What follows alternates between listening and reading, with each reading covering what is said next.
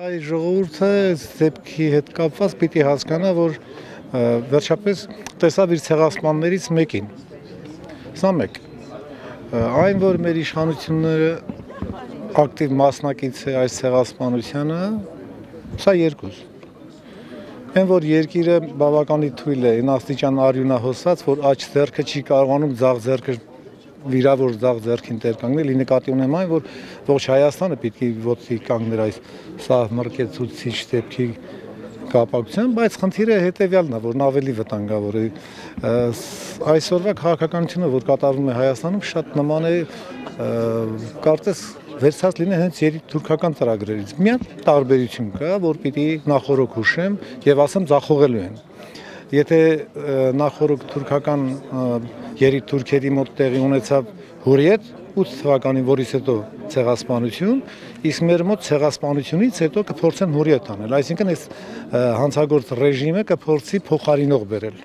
եւ իբր ժողովրդական ցասումով, որը դարձյալ չի հաջողելու, այս Հուրիեթը չի գործելու։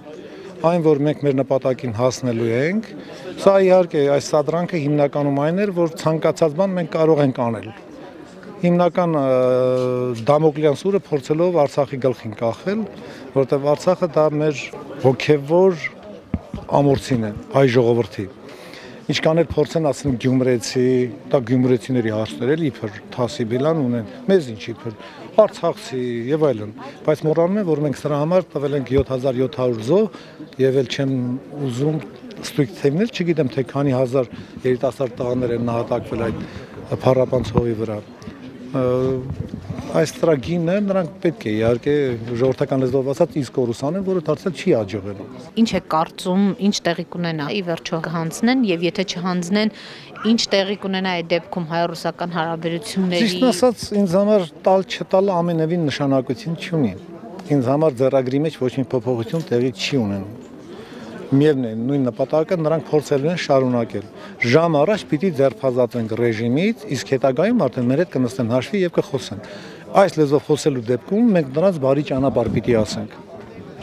Եվ կատարվածը պիտի ընդունեն որպես մեղսագործություն